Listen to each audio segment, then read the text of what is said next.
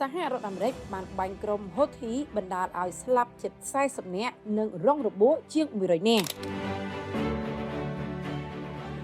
សហរដ្ឋអាមេរិកបានបាញ់ប្រហារតាមអាកាសលើច្រកផែដឹកប្រេងរបស់ក្រុមហូធីនៅប្រទេសយេម៉ែនបណ្ដាលឲ្យមានអ្នកស្លាប់ជិត40នាក់និងរងរបួសជាង100នាក់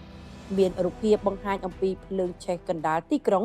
រថយន្តដឹកប្រេងនិងរថយន្តជាច្រើនទៀតត្រូវបានភ្លើងឆេះរលាយទៅជាផេះសហរដ្ឋអាមេរិកបានបាញ់ប្រហារទៅលើក្រុមហូធីហើយភ្លើងកំពុងតែឆាបឆេះរថយន្តដឹកប្រេងនិងយានយន្តជាច្រើនទៀតនៅជិតច្រកផែដឹកប្រេងនៅក្នុងទីក្រុងរ៉ាអេសាដែលជាតំបន់ដែលក្រុមហូធីគ្រប់គ្រងក្រោយពីមានការបាញ់ប្រហារតាមអាកាសដោយសហរដ្ឋអាមេរិកមន្ត្រីនៃអង្គការអន្តរជាតិក្រហមកំពុងស្វែងរកនិងយកសាកសពអ្នកស្លាប់ចេញស្ថានីយទូរទស្សន៍អាល់ម៉ាស៊ីរ៉ាដែលជារបស់ក្រុមហូធីនៅប្រទេសយេម៉ែនបានរាយការណ៍ថា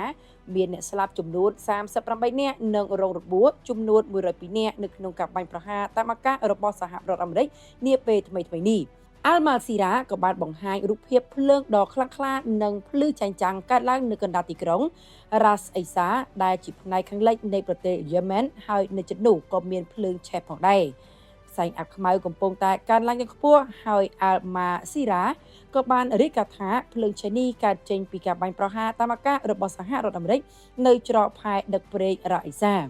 ផ្នែកស្ថាប័នបញ្ជាការមជ្ឈមរបស់សហរដ្ឋអាមេរិកបានចេញសេចក្តីថ្លែងការណ៍តាមបណ្ដាញសង្គមបញ្ជាក់ថាសហរដ្ឋអាមេរិកបានបាញ់ប្រហារច្រកផែដឹកប្រេងរ៉ាអេសានៅថ្ងៃទី17ខែមេសាដែលស្ថិតនៅក្រោមការគ្រប់គ្រងរបស់ក្រុមហូធីនៅក្នុងគោលបំណងនៃការបាញ់ប្រហារនេះគឺដើម្បីបំផ្លាញសេដ្ឋកិច្ចរបស់ក្រុមហូធីនិងផ្ដាច់ផ្លូវមិនឲ្យពួកគេអាចចូលទៅក្នុងតំបន់ប្រេងបានទោះបីជាយ៉ាងណាសហរដ្ឋអាមេរិកបានបដិសេធថាការបាញ់ប្រហារនេះគឺមិនមានគោលបំណងបង្កឲ្យមានការរងរបួសដល់ប្រជាជនយេម៉ែននោះទេសហរដ្ឋអាមេរិកមិនបានបញ្ជាក់ចំពោះចំនួនអ្នកស្លាប់នៅក្នុងប្រទេសយេម៉ែននាពេលកន្លងមកផងដែរ